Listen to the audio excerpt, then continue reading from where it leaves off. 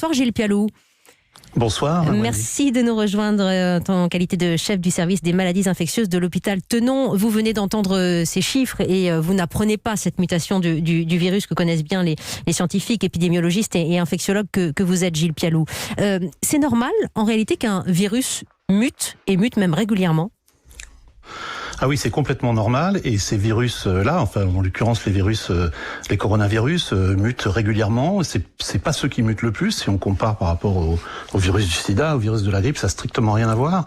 Ils mutent très peu, ils sont plutôt assez stables, et il y a beaucoup d'excitation pour ce variant britannique. Il faut savoir que d'abord les Britanniques séquencent énormément de virus.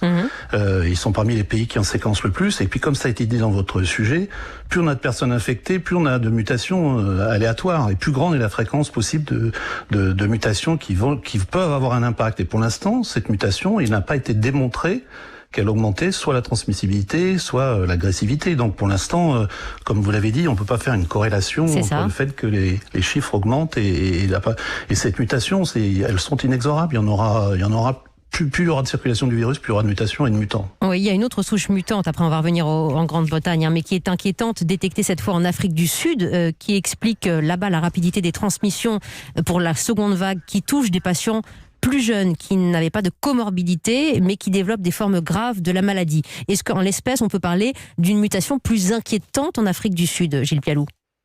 Je crois pas qu'on ait suffisamment de données pour corréler la circulation du virus avec une forme plus agressive. Ça a été souvent annoncé à tort.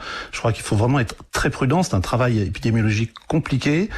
C'est pas parce qu'il y a une concomitance de deux événements qu'il y a un lien de causalité. Il n'y a pas de publication scientifique, c'est ce que vous dites pour le moment. Exactement. Et même d'ailleurs pour la souche britannique, pour l'instant on est sur la base de données anglaise et on n'a pas encore les données scientifiques. Donc je pense que pour l'instant il faut être extrêmement prudent et surtout et bien expliquer que ça ne remet pas en cause, bien sûr, les mesures barrières et pas le vaccin non plus. Donc il ne faut pas que tout se mélange dans la tête des Français parce qu'il y a beaucoup d'informations en ce moment. Alors ça c'est intéressant que vous nous le disiez parce que la crainte d'un virus mutant, c'est qu'il ne soit plus couvert par le spectre vaccinal. On n'en est pas du tout là.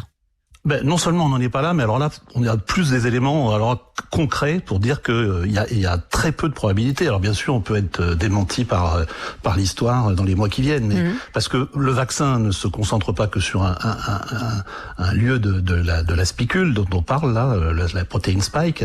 Ça agit sur de nombreux motifs. En plus, il n'y a pas que les anticorps, il y a des cellules qui participent à la réaction vaccinale. Oui. Et puis de toute façon, on peut adapter la preuve, c'est ce qu'on fait avec la grippe. On peut adapter un candidat vaccin à une variabilité.